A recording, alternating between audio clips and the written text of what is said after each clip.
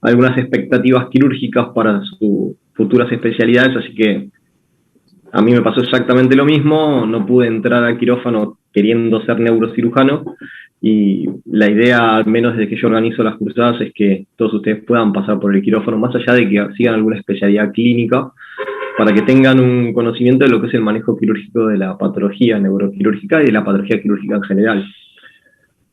Así que esperemos que una vez que esto se solucione puedan venir con nosotros por lo menos un día a conocer consultorios y quirófanos y entrar a las cirugías. Siempre hay cirugías de alta complejidad y la verdad es que estamos todos preparados para recibir alumnos de pregrado, de posgrado, así que es una pena que no puedan venir a hacer el práctico con nosotros. ¿Dudas o preguntas, algo que quieran saber? Recuerden los temas del viernes que sí o sí necesitan saberlos, aprovechen que hay un fin de semana largo para estudiar.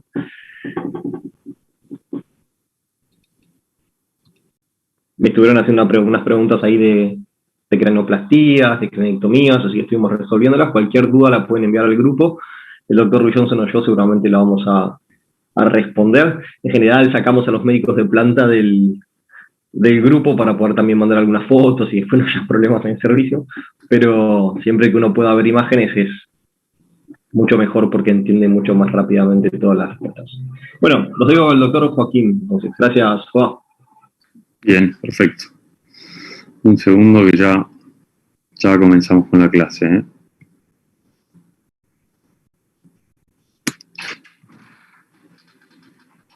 Subimos el presente.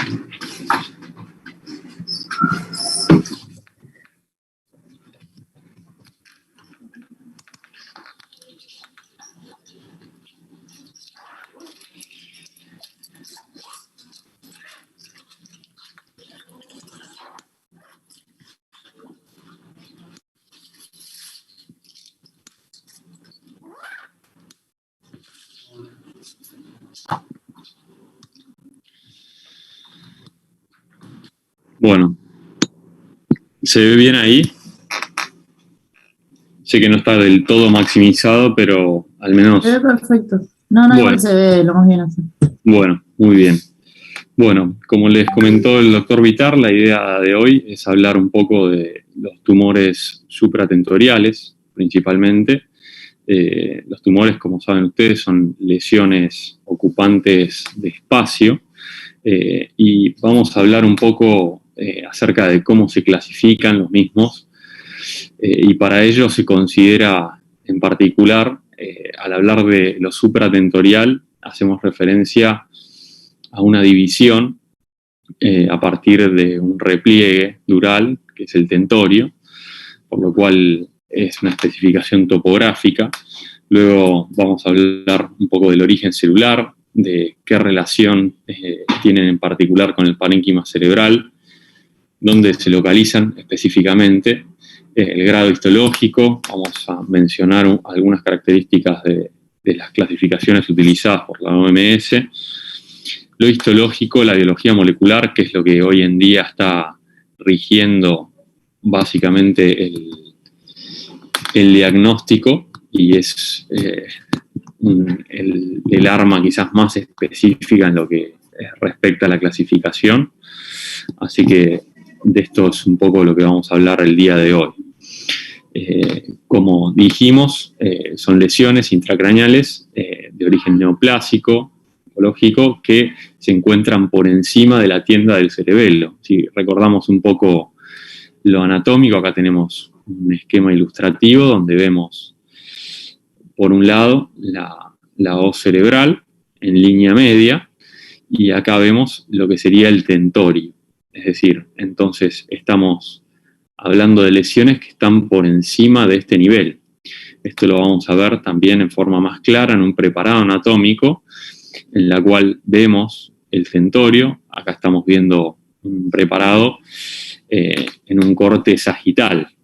Estamos viendo el lado izquierdo y vemos nuevamente aquí la hoz cerebral. Lógicamente no está el contenido cerebral ni lo que respecta a la fosa posterior con el cerebelo y el tronco del encéfalo.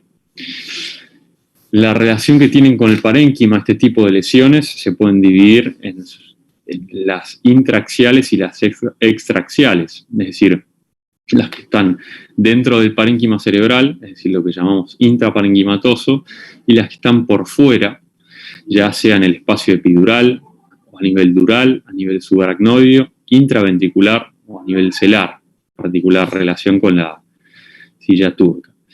Acá vemos representaciones de lesiones de característica extraaxial. Como ven, el cerebro, en este caso, se ve empujado por una lesión externa, esto es particularmente un meningioma, que nacen de las cap cells, y es una masa ocupante externa que genera una compresión de afuera hacia adentro, desplazando el parénquima cerebral. En este esquema representativo de Osborn se ve cómo se ve afectada toda la disposición de la sustancia gris, qué relación tienen con los vasos, en este caso una irrigación externa, como ven. Estos meningiomas generalmente se encuentran altamente vascularizados, de hecho para su consideración periquirúrgica en muchos casos se considera la embolización para disminuir el rédito de sangrado y poder operarlos con mayor facilidad. Y luego vemos acá una resonancia, nuevamente un corte coronal en este caso. Recuerden que las imágenes se ven en forma invertida, es por ello que acá la vemos de este lado, y tienen característicamente una cola dural, que se llama, y tienen frecuentemente un realce muy significativo, por esto que mencionamos previamente. Vamos a ver algunas imágenes a lo largo de esta clase. Para nosotros las imágenes son muy significativas. Si bien ustedes saben, la clínica soberana, las imágenes en lo que respecta a la guía neuroquirúrgica, la verdad que para la planificación son muy, muy útiles. En este caso estamos viendo lesiones de características intraaxial, y como vemos en estos esquemas, es el tejido cerebral el que se encuentra enfermo. En este caso no hay una fuerza exterior que empuja el parénquima, sino que es una invasión completa, digamos, de todo el parénquima, que inclusive en este caso, por ejemplo, está discurriendo a través del cuerpo calloso hacia el lado contralateral. Esto es algo que frecuentemente vemos. Esta es una lesión bastante homogénea, si se quiere. En el esquema del medio vemos una lesión que es sólido-quística, vemos un nódulo y vemos luego un gran quiste. Nuevamente también se observa que es el tejido encefálico del que se encuentra comprometido. Y finalmente en esta imagen, que es una resonancia, vemos también nuevamente una infiltración a nivel temporal muy significativa, donde uno claramente ve que no hay una masa externa que está comprometiendo al cerebro, sino es el mismo tejido el que se encuentra enfermo. Todas estas cuestiones imagenológicas y conceptuales es lo que sirve para ir pensando con qué paciente, digamos, estamos tratando, y esto va orientando lógicamente la terapéutica. Respecto al otro tópico, a lo que respecta a la topografía, bueno, como hemos visto, los tumores pueden estar a nivel de los lóbulos cerebrales, ya sea a nivel frontal, parietal, occipital, a nivel temporal, insular, a nivel del lóbulo central o precentral, a nivel intraventricular, en la región celar, en la región pineal o también en la base del cráneo. Acá vemos distintas imágenes por resonancia, en la cual vemos, por ejemplo, en un corte parasagital, una lesión extensamente infiltrativa a nivel de línea media, frontal. Luego vemos al lado una lesión de características con un realce bastante homogéneo, con una cola dural. Ya vimos recientemente una lesión de estas características, que era un meningioma. Vemos, por ejemplo, acá una imagen, una lesión a nivel temporal, intraaxial, con bastante edema. Esto muchas veces nos hace pensar en lesiones de características de alto grado. Esto lo vamos a ver más adelante. También hay lesiones intraventriculares que pueden corresponderse a papilomas de plexos coroideos, ya sea benignos o malignos, como los carcinomas. Hay que recordar que los meningiomas también se pueden encontrar a nivel intraventricular. Luego estamos viendo también una lesión a nivel occipital, con un realce significativo en anillo. Hay distintas metástasis que se pueden representar de esta manera. Acá vemos lesiones a nivel frontovasal, que pueden corresponder con fibroangiomas juveniles o lesiones a nivel celar. Esta es una de las clasificaciones más empleadas de la WHO. Recientemente, en el 2021, hubo una nueva modificación. No vamos a hacer mención a todas las características de esta clasificación, sí destacar que se agrupan de acuerdo a los diversos estirpes celulares, y sí mencionarles que cada vez más hay un peso mayor en lo que es la biología molecular, y hay una suerte de diagnóstico estructurado en forma de capas, en la cual hay una consideración acerca de lo histológico, lo molecular, el grado, que vamos a ver posteriormente, y eso, digamos, es lo que ayuda a establecer un diagnóstico. Bueno, acá vemos distintos tipos de tumores que han sido incluidos. Como verán, hay muchas especificaciones genéticas en las distintas familias de tumores. Como hemos mencionado, esto se basa principalmente en la histología, la biología molecular. Acá vemos los diversos grupos tumorales. Debemos destacar las metástasis, las lesiones de características secundarias. Como hemos mencionado, se clasifican en distintos grados. Típicamente el grado 1 y el grado 2 son lesiones de bajo grado, mientras que los grados 3 y 4, que ya cumplen con 2 o 3 o 4 criterios, incluyendo la necrosis, son grupos, digamos, de alto grado. Los criterios básicos de Saint-Anne-Mayo son básicamente la mitosis, la atipia, la proliferación vascular y la necrosis.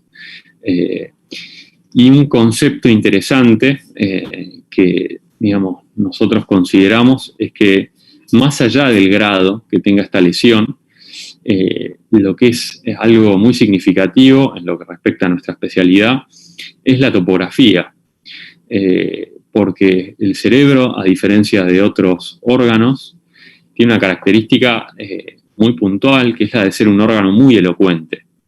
Entonces, hay localizaciones muy específicas que van a traer acarreados ciertos déficits neurológicos que pueden ser muy incapacitantes, como por ejemplo un severo trastorno del lenguaje, como una afasia.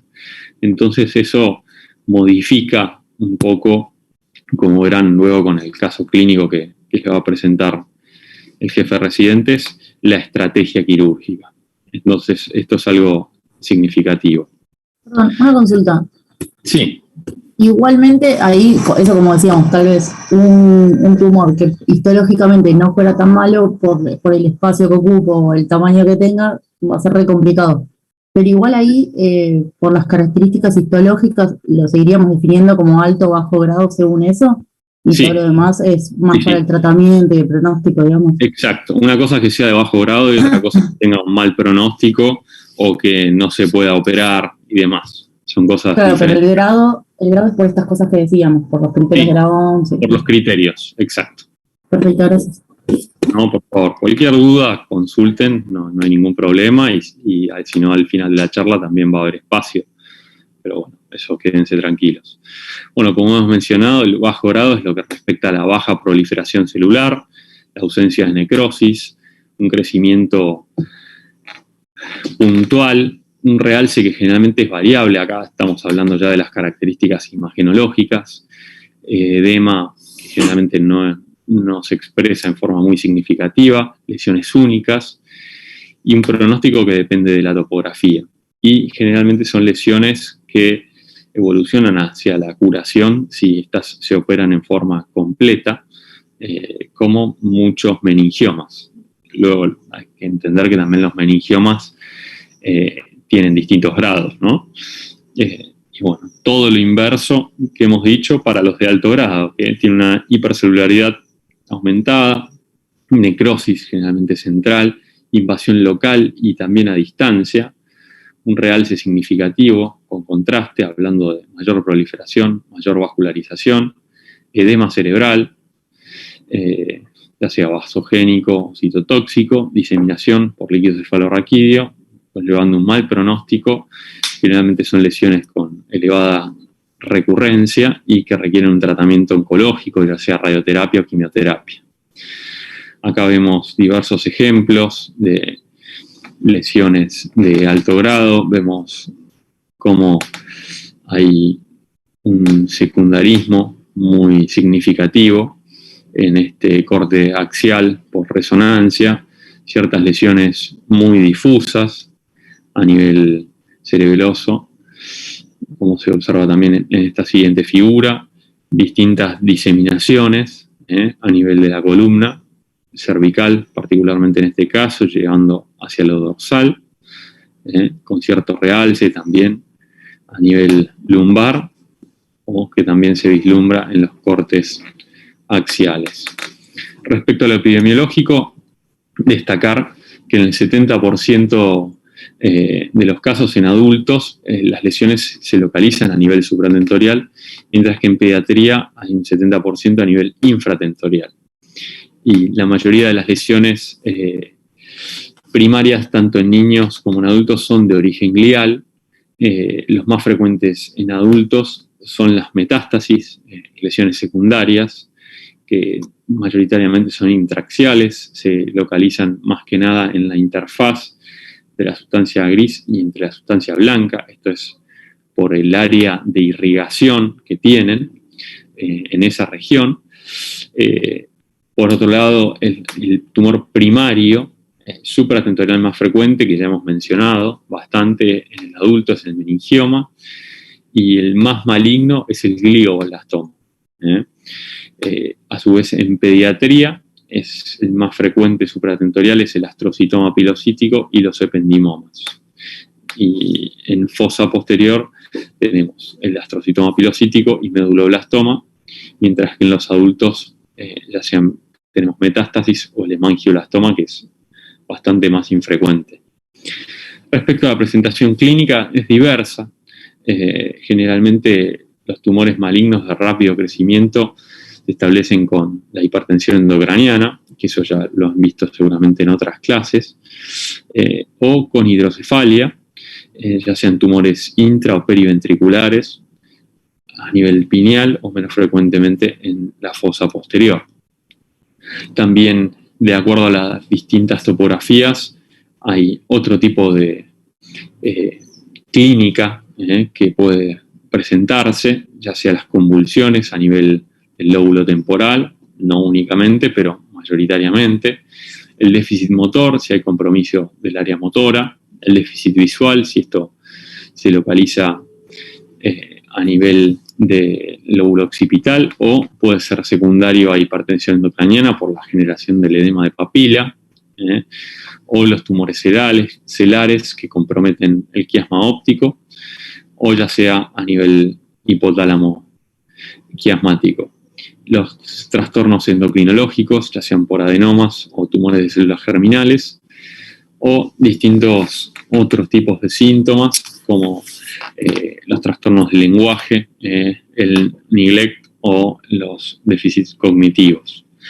Respecto a los estudios complementarios, mencionarles que generalmente la tomografía sin contraste es el primer estudio que se le realiza a los pacientes. Es un estudio que es muy rápido y que nos da mucha información. No es el gol estándar, digamos, sino el gol estándar es la resonancia de encéfalo sin y con contraste.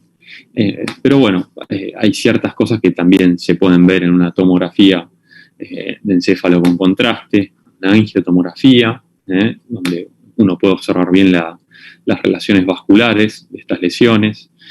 Y luego hay otro tipo de herramientas, como la espectroscopía, que nos permite dilucidar las características químicas de las lesiones y con ello inferir alguna hipótesis diagnóstica. La resonancia funcional, que permite estudiar la irrigación de ciertas áreas en función de la activación de las mismas. La tractografía, donde observamos cómo discurren las fibras blancas, y esto sirve muchas veces para la planificación quirúrgica. La angioresonancia, luego hay otros estudios con radioisótopos, y la angiografía digital. Recordemos que la angiografía digital fue básicamente el primer estudio que se utilizó, que era altamente topografizador, ya que de acuerdo a las distintas alteraciones vasculares que se veían con estos cateterismos es que se podía inferir dónde se encontraba la lesión, ya sea tumoral o no tumoral. Bueno, acá vemos imágenes por tomografía, donde vemos una lesión a nivel temporal, bastante difusa. Acá vemos una lesión a nivel frontal, sólido quística, con un nódulo, con un gran desplazamiento de línea media. Acá vemos una lesión a nivel central, básicamente, con significativo edema alrededor de la misma, lesiones con distintas calcificaciones a nivel celular o con un realce muy significativo, como vemos en la última imagen. Acá vemos imágenes por resonancia, en la cual es un estudio que es más engorroso, de mayor complejidad, pero la definición que tenemos es mayor, principalmente para ver estructuras blandas, como particularmente es el parénquima cerebral. Vemos lo que se estudia a través de la espectroscopía, la elevación de los distintos picos, ya sea de colina, creatinina, acetilaspartato, lípidos, ácido láctico para evaluar si hay necrosis o no.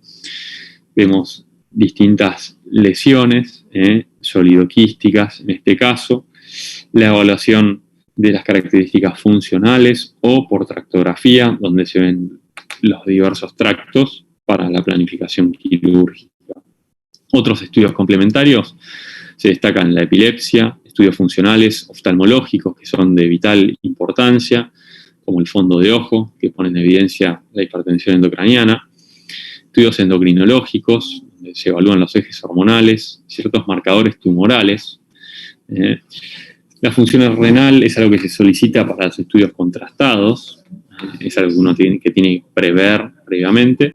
Laboratorios prequirúrgicos básicos y la estadificación de ciertos pacientes en la cual uno quiere descartar que esta lesión no sea, digamos, secundaria a otro origen. Y esto muchas veces condiciona la terapéutica, ya que no de por sí son quirúrgicas, una imagen ensuelta de globos, como hemos visto previamente. Uno, desde el punto de vista de la estrategia terapéutica, no va a ir a operar cada una de estas lesiones, porque se ha visto que el pronóstico no se modifica y uno está sometiendo al paciente a una intervención quirúrgica.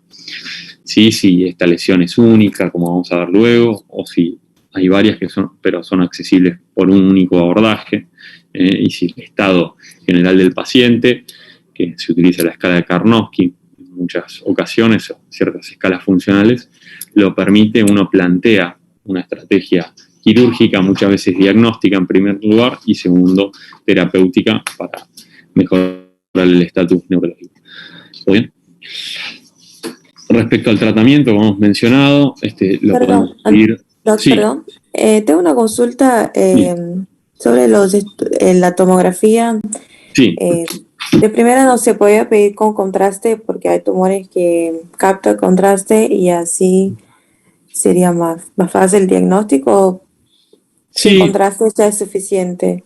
Generalmente sin contraste, digamos, si uno ya ve en esa instancia una lesión sospechosa, el algoritmo muchas veces ahí pasa a irse directamente hacia la resonancia, y como la va a hacer con contraste, entonces no somete al paciente a otro estudio, que es la tomografía con contraste.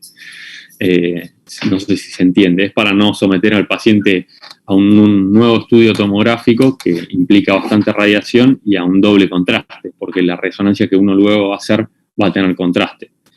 ¿Se entiende? La resonancia es un estudio que desde el punto de vista de la injuria que le genera al paciente es prácticamente inocuo. Hoy en día se está viendo cierto depósito que se genera a partir del gadolinio y demás, pero es algo todavía no del todo consolidado desde el punto de vista de los efectos adversos. En cambio, ustedes saben que una tomografía tiene un nivel de radiación muy significativo, que en muchos casos es muy útil y se justifica, como por ejemplo ante un politraumatismo agudo, uno para ver si hay una hemorragia, si hay una fractura, uno pide una tomografía porque es un estudio muy precoz, que es muy asequible, digamos, y le va a dar mucha información para tomar ese tipo de conductas. Pero la resonancia permite una definición más precisa.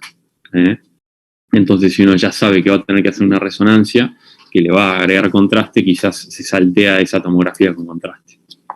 ¿Me explico? Sí, gracias. No, por favor. Bien, bueno, el tratamiento médico que consiste en lo sintomatológico, los anticonvulsivantes, cierta terapéutica para el dolor. Respecto a los anticonvulsivantes, hay cada vez una tendencia a ser menos agresivo con este tipo de medicación, y si el paciente no debuta con crisis comiciales, generalmente se aguarda esta consideración. Desde la óptica neuroquirúrgica a veces uno es más agresivo, pero ya hoy en día se ha visto que hay una tendencia a medicar menos a los pacientes en forma profiláctica. Sí hay consideraciones especiales por estas lesiones, se localizan a nivel temporal, como hemos mencionado previamente. Luego, para el tratamiento de la hipertensión endocranial, muchas veces se utilizan corticoides. Recuerden que las lesiones neoplásicas muchas veces generan un edema de características vasogénicas o citotóxicas. Se utilizan el suero hipertónico, acetazolamida, manitol. Para el tratamiento quirúrgico, aquí entramos en si el paciente tiene o no hidrocefalia y si va a requerir tratar a la misma, ya sea en forma agregada, con algún sistema de derivación, como ya han visto en otras clases, o si el tratamiento tumoral, ya sea mediante una exéresis, va a permitir restablecer el flujo adecuado del líquido cefalorraquídeo. Y finalmente, para tumores de alto grado, la consideración oncológica, ya sea en forma de quimioterapia o radioterapia. En lo que respecta a lo quirúrgico, el objetivo es diagnóstico, por un lado, y terapéutico. Como hemos mencionado, la resolución de la hipertensión endocraniana, de la hidrocefalia, y como un planteo conceptual general, una máxima resección con una mínima secuela. Acá se está viendo una ilustración de una apertura, un colgajo en herradura, con una apertura dural. Vemos el parénquima encefálico y estamos viendo un mapeo cerebral, porque es una lesión que se encuentra en un área elocuente. Acá vemos cómo luego se ve una vez que fue extraída esta lesión.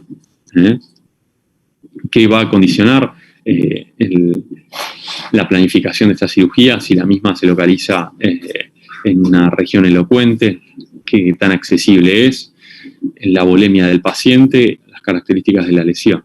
Y como mencionamos también, en ciertos episodios hay que tratar en primera instancia la hidrocefalia. ¿Qué podemos mencionar respecto a los grupos tumorales, los neuroepiteliales? Vemos los astrocitomas pilocíticos, el grado 1, tiene una mayor frecuencia a nivel supratentorial, a nivel pediátrico, que también se pueden ver en cerebelo e hipotálamo. Generalmente son quísticos con nódulos, como hemos visto en las imágenes, con un significativo realce. Y estas lesiones de bajo grado generalmente van hacia la curación con una resección total.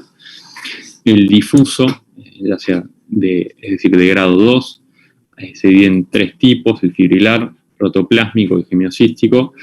Son gliomas de bajo grado que son más frecuentes a nivel de la población más avanzada. Se presentan como lesiones más difusas de carácter infiltrativo a nivel hemisférico en la sustancia blanca. Se presentan mayoritariamente con convulsiones y generalmente no captan contraste.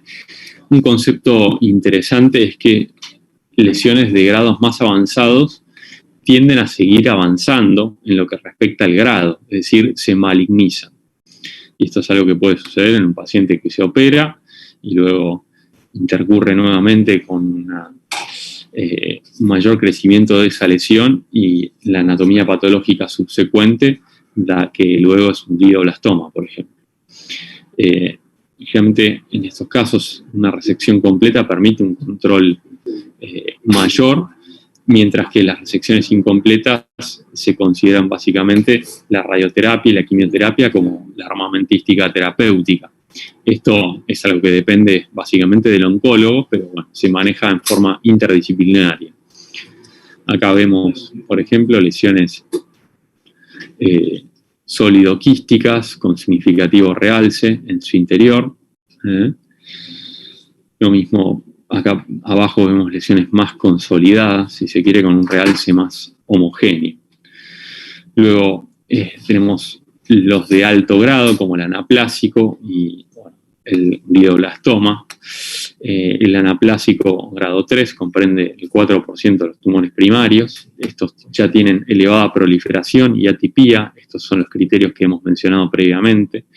Realmente son infiltrativos, no bien delimitados, con significativo edema perilesional, por lo cual, como mencionado, se tratan con corticoides. Presentan claramente un realce significativo, tiene una tendencia mayor a la malignización. Acá, como vemos, la terapéutica, al igual que con el glioblastoma, es la de toda la armamentística terapéutica. El glioblastoma, hoy en día se habla más de glioblastoma y no glioblastoma multiforme. Este es el grado 4, es el más frecuente en adultos. Es el de mayor malignidad. Generalmente, de acuerdo a la localización, pueden tener un patrón en alas de mariposa, como vamos a ver luego. Se pueden presentar con hemorragias y o necrosis, y tienen significativo realce, y tienen una supervivencia, como verán ustedes, bastante baja. Acá vemos una lesión heterogénea con realce significativo, con necrosis central. Vemos acá cómo discurre hacia el lado contralateral. Vemos la sustancia blanca claramente afectada. Y hay un concepto interesante de resaltar, es que cuando, a pesar de que uno ve algo localizado, por ejemplo acá a nivel frontal, se ha visto que ya en las primeras instancias hay células tumorales a nivel hemisférico contralateral, y esto nos habla de la agresividad de este tipo de lesiones. Acá vemos muy claramente cómo esta lesión está afectando no únicamente esta región en la cual vemos el cuerpo calloso, sino como vemos toda la sustancia blanca posterior afectada también. Bien. ¿Hago una consulta? Sí. ¿Cómo sería el realce en anillo que decía del multiforme, del glioblastoma? Esto que se ve acá. Ah, listo. Esto que se ve acá, ¿se ve lo que estoy marcando? Sí, sí. Bueno, es eso. Hemos visto a lo largo de la presentación varias imágenes, después si no volvemos a alguna otra, pero es básicamente eso. Vemos una estructura nodular, esférica, y vemos que tiene como una gruesa cápsula que realza con el contraste. Hace mención a eso específicamente. Acá no voy a... Doc, la metástasis también se puede dar el anillo, ¿no? Exacto, sí. Sí, estas son orientaciones, digamos, que nos dan las imágenes. Recordemos que las imágenes son una herramienta más. Lo que nos va a poner el sello es la anatomía patológica. También nos ayuda cuando operamos el paciente ver cómo es esta lesión, por eso también es una herramienta más. Pero lo que le pone el sello diagnóstico es la anatomía patológica y, como hemos mencionado antes, cada vez más el peso en la biología molecular es mayor. Acá vemos... ¿puede ser otra consulta?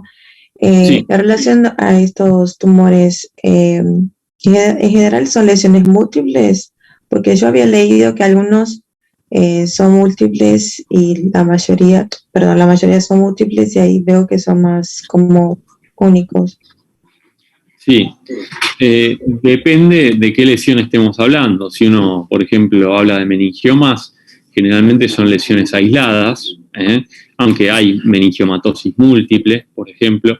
Las metástasis generalmente suelen ser varias, y es por eso que ahí queda muy claro establecido el concepto de realizar una resonancia. Porque, por ejemplo, uno realiza una tomografía y ve una lesión sospechosa. Pero ¿qué pasa? Cuando uno ve una lesión sospechosa de una metástasis en una tomografía, debe avanzar con la resonancia, que es un estudio, como hemos mencionado, de mayor definición, y ahí generalmente uno ve más de una lesión. Entonces, este sería un ejemplo de lesiones que mayoritariamente se presentan de a más componentes. ¿Está bien? Así que depende un poco de la estirpe celular. ¿Ahí quedó claro la respuesta? Sí, gracias.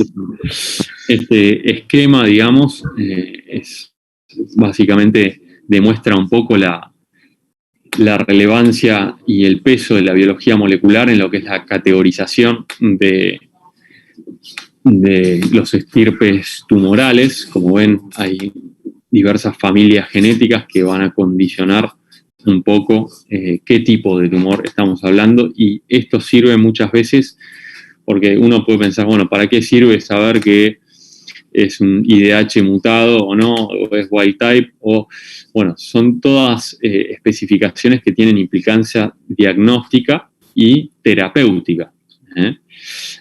Ustedes en esta instancia no tienen que conocer todo esto, y esto también básicamente es de un dominio oncológico, si se quiere, y patológico mayor. Pero sepan que lógicamente son criterios que hoy en día rigen en lo que es el tratamiento de este tipo de lesiones.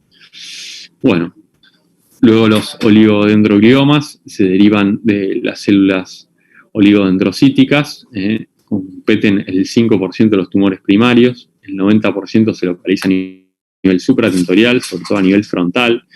Mayoritariamente se ven hombres de 40 años. Estos pueden ser de alto o de bajo grado. Como vamos a ver, hay cierto patrón específico histológico, y a su vez en las imágenes, si bien el 50% poseen realce, también se ven mayoritariamente calcificaciones, y esto se ve en forma muy clara en la tomografía, como vamos a ver. Hay mutaciones que condicionan un mejor pronóstico, como la UP19Q. El tratamiento es quirúrgico en este caso, y presentan una buena respuesta a la quimioterapia.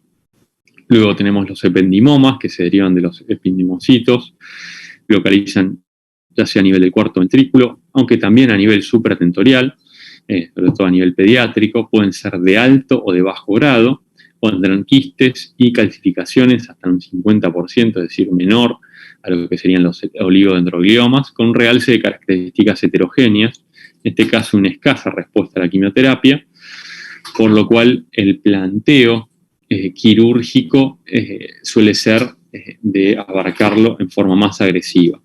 Tienen mejor pronóstico a nivel supra que los de fosa posterior, Luego tenemos los tumores neuronales, como las gangliomas, gangliositomas, DNTs, que generalmente son de buen grado, muchas veces condicionan los síndromes epileptiformes.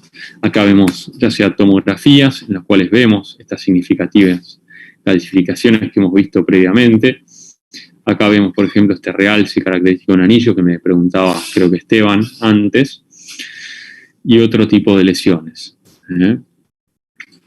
Los embrionarios, PINET, el neuroectodérmico primitivo, generalmente se dan en pacientes menores de 5 años, un grado 4, ya que involucran una evolución de característica agresiva, son voluminosos, con escaso edema asociado, sin embargo con un significativo realce heterogéneo, se pueden diseminar a través del líquido cefalorraquídeo y presentan un mal pronóstico en los menores de 3 años.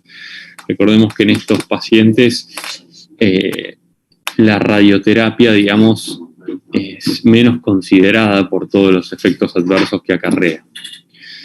Luego los tumores celares, particularmente los adenomas, mayor frecuentemente en adultos jóvenes, competen en el 10% de los tumores intracraneanos, mayoritariamente originados a nivel de la adenohipófisis, se dividen en funcionantes y no funcionantes, de acuerdo a la producción de distintas hormonas, y también se categorizan en microadenomas, los inferiores a 1 centímetro, o en macro, los mayores a 1 centímetro. Pueden crecer por fuera de la silla turca y ser mayores a 4 centímetros, denominándose los mismos como gigantes. Distintas alteraciones endocrinológicas que pueden producir, como la galactorrea, amenorrea, sobre todo los pralactinamos, la enfermedad de Cushing, la acromegalia o el gigantismo, o el panhipopituitarismo. Van a haber una diversa cantidad de síndromes endocrinológicos producidos, como la condroplasia o el síndrome de Cushing, o distintos síndromes generados por la hiperproducción de prolactina. Los tumores celares, como hemos mencionado, que una característica del sistema nervioso es su elocuencia, pueden generar diversos trastornos a nivel oftalmológico, por lo cual esta evaluación en estos pacientes es vital, ya sea el estudio del campo visual. La primera consideración quirúrgica, de acuerdo a la vía, es la transeptofenoidal en forma endoscópica, salvo los prolactinomas, que son los más frecuentes y que generalmente responden a la cabergolina. Luego, si no responden, lógicamente acá utilicen la lógica que, bueno, generalmente si algo se puede curar con medicación, uno no se va a volcar a una cirugía, pero si esto no se cura con la cabergolina, uno ahí en esa instancia se vuelca hacia una conducta quirúrgica. Luego, como diagnóstico diferencial, se pueden dar diversos compromisos, como la apoplejía, que es una isquemia a nivel del adenoma, que puede producir una aparición súbita con cefalea y pérdida visual, diversos compromisos de los pares craneales afectados, y esto puede producirse en forma espontánea y muchas veces requerir una urgencia, una cirugía de urgencia. Acá vemos una lesión a nivel celar bastante voluminosa, lo mismo en un corte axial, este sería un corte sagital, y vemos cómo se trata, digamos, mediante un endoscopio y luego de hacer un drilado a nivel del seno fenoidal, se ingresa a la silla turca y se remueve la lesión tumoral. Bueno, luego los craneofaringiomas, más frecuentemente vistos en la infancia, esto se origina a partir de un residuo de la bolsa de Rathke. Generalmente son lesiones benignas, sólido-quísticas característicamente, muy calcificadas, como vemos en este corte tomográfico axial. Pueden generar trastornos hormonales diversos y alteraciones visuales por su localización, y a su vez hidrocefalia, como vemos en esta imagen superior, por el bloqueo de los forámenes de Monro. tienen una alta recurrencia, y si bien el tratamiento quirúrgico es, digamos, en definitiva, lo que puede llevar a la cura del paciente, por su topografía suelen generarse muchas secuelas significativas, y si la exéresis es parcial, o si no hay posibilidad de exéresis y tiene un componente quístico, se puede considerar la colocación de un catéter de Ommaya, que es para evacuación. Los tumores de la región pineal, recordemos que estos son de difícil acceso, como vamos a ver luego en una imagen por resonancia, se derivan de las células germinales, básicamente, o de células pineales en un 15%, comprendiendo los pineoblastomas. Respecto a la clínica, se presentan frecuentemente con hidrocefalia de característica obstructiva, el síndrome de Parinot. Hay ciertas alteraciones de marcadores tumorales que pueden condicionar su diagnóstico.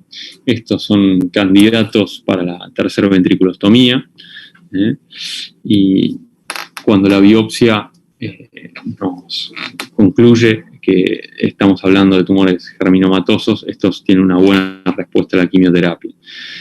La exéresis microquirúrgica está reservada para las lesiones no germinales. Acá vemos en este corte parasagital una lesión a nivel pineal, como podrán observar, se encuentra en el centro de la cabeza, y si bien hay diversas vías, como por ejemplo podemos considerar una vía suboccipital en este caso, el acceso es bastante dificultoso, y puede conllevar también una serie de secuelas muy significativas. Los tumores intraventriculares, estos pueden producir frecuentemente obstrucción en el flujo fisiológico del líquido cefalorraquídeo, y dentro de estos tumores tenemos el papiloma de plexo coroidio, que hemos mencionado previamente, que es frecuente en niños, que tiene una captación con contraste, como hemos visto, muy significativa, que pueden producir hidrocefalia por una hiperproducción del líquido cefalorraquídeo, y tenemos, digamos, su estirpe maligna, como el carcinoma. Luego, el astrocitoma gigantocelular subependimario, asociado a la esclerosis tuberosa, los quistes coloides, que generalmente son lesiones benignas, que se localizan a nivel del tercer ventrículo mayoritariamente, pueden producir hidrocefalias obstructivas agudas, que pueden inclusive llevar a la muerte del paciente, y ante episodios de cefalea, son un diagnóstico diferencial importante, si bien muy infrecuente. Luego los cráneo-faringiomas y a su vez los meningiomas pueden ser intraventriculares. Acá vemos claramente una lesión en la cual tiene relación con el plexo coroidio, por lo cual podemos estar hablando tranquilamente de un papiloma, y vemos otro tipo de lesiones, como mencionado previamente. Tumores de las meninges, como hemos mencionado, los meningiomas, estos se derivan de las células CAP aracnoidales, generalmente son benignos y de lento crecimiento. El 20% de los tumores primarios son muy prevalentes, mayoritariamente en mujeres adultas y jóvenes. Hay igualmente un establecimiento epidemiológico bimodal. Acá se cree que hay cierta relación con receptores estrogénicos y progestágenos, sí, con la neurofibromatosis. Antiguamente también se había mencionado cierta relación con el trauma, pero esto era más que nada por el hallazgo de los mismos, que muchas veces son incidentales, que ante un traumatismo se le hace una imagen a un paciente, algo que es muy frecuente hoy en día, y se descubre esta lesión que, de acuerdo a las características del tamaño y de la localización, muchas veces no son quirúrgicas, sino para expectar. Irrigados por la carótida externa, por sus ramas, pueden comprometer el parénquima encefálico de acuerdo a su tamaño, infiltrar el hueso, como mencionamos previamente, se clasifican de acuerdo al histológico y la topografía. Hay variedades malignas, son las más infrecuentes, pero existen, y esto condiciona su recidiva. En resonancia vemos que son extraaxiales, que tienen un realce intenso, se observa esta cola dural que ahora vamos a ver nuevamente, pueden tener calcificaciones y dar edema en el caso de compromiso parenquimatoso, condicionando, digamos, en estos casos la conducta quirúrgica. Como mencionado, son quirúrgicos en lesiones de características sintomáticas, se clasifican de acuerdo a los grados de Simpson y el establecimiento del tipo de resección que se puede realizar, y también se considera la radiocirugía de acuerdo al tamaño de las lesiones. Acá vemos los distintos tipos celulares, individuos de acuerdo a los grados, como hemos mencionado previamente. Acá vemos la disposición que tienen, esto de acuerdo a, recordemos que son tumores externos que dependen de estas células aracnoidales o cap cells, y acá podemos observar la clasificación de Simpson, de acuerdo a la calidad de exéresis que se puede realizar en este tipo de pacientes. Vemos característicamente acá las lesiones, acá en forma bastante clara se observa la cola dural. Luego las metástasis que ya hemos mencionado, realmente intraaxiales, se originan de otros tumores en diversas localizaciones, 80% a nivel supratentorial, mayoritariamente a nivel del lóbulo frontal, más frecuentemente de cáncer de pulmón, pero también de mama, renal, gastrointestinal o melanoma. Esto, digamos que tiene características particulares en tomografía que pueden hacer que sea difícil su diferenciación con la hemorragia por la hiperdensidad. Pueden ser sangrantes, mayoritariamente en los casos renales, de coriocarcinoma o melanoma, pero por su gran frecuencia, las de pulmón, digamos, uno suele encontrar más metástasis de pulmón con sangrado que de renal, de coriocarcinoma y de melanoma, aunque estas sean las que más frecuentemente sangren. Acá vemos característicamente una imagen suelta de globos, con escaso edema y su contrapartida, digamos, con una lesión con bastante edema, que parecería ser una lesión más primaria, si se quiere. Bueno, la diseminación de las mismas es por vía hematógena y por eso se implantan en esta interfaz de sustancia gris, sustancia blanca, como hemos mencionado. Muchas de ellas pueden tener siembra a través del líquido cefalorraquídeo, ya sea como meduloblastomas, glioblastomas o ependimomas. El edema característico en dedo de guante, su realce con contraste, que no es sine qua non, pero puede estar. Los corticoides generan un alivio sintomático muy significativo. Muchas veces estos pacientes son candidatos a radioterapia locraneal, y la cirugía se considera, como hemos mencionado brevemente, cuando el pronóstico permite, digamos, una sobrevida que es mayor a 6 meses, si es una metástasis que es única o abordable, varias de ellas por un único abordaje, o si genera un efecto de masa muy significativo. La radiocirugía se considera cuando estas son inferiores a 3 centímetros. Acá vemos ejemplos de carcinomatosis meningia, un compromiso de las meninges bastante extendido, como a nivel de toda esta región. Esto, si tuviésemos únicamente esta lesión y no tuviésemos todo esto, uno también podría pensar en un meningioma en placa, que es un meningioma característico que puede ser un diagnóstico diferencial plausible en este tipo de imagen. Generalmente estas diseminaciones son bastante extensas, corresponden más a distintos estirpes como el de mama, el de pulmón y el melanoma, y conllevan, como ustedes pueden imaginarse, un mal pronóstico. En muchos de estos pacientes también se produce hidrocefalia por alteración en la dinámica del líquido.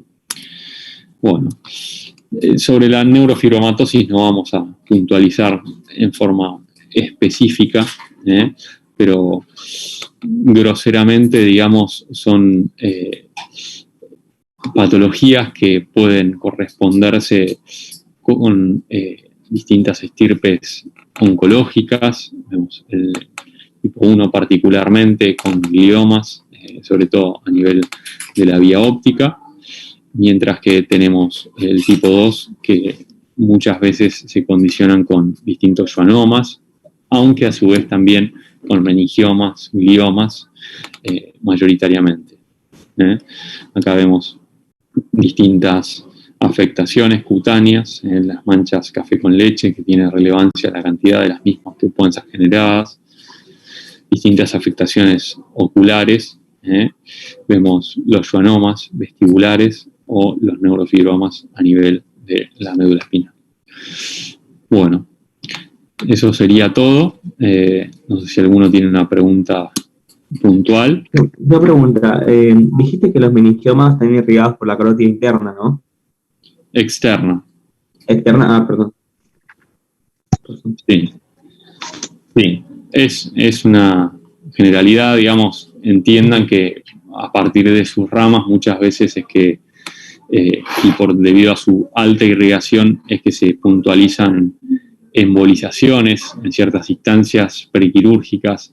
Esto excede bastante, digamos, a los contenidos básicos que ustedes tienen que saber, pero bueno, me gusta mencionarles ciertas cosas que creo que son lógicas y quizás los ayuden a acordarse un poco de la patología. Más importante de los meningiomas es entender de dónde nacen, que son lesiones extraxiales, que generalmente son de bajo grado, que sí epidemiológicamente en las mujeres tienen una mayor predominancia y que uno tiene una conducta agresiva cuando estas lesiones son, digamos, sintomáticas.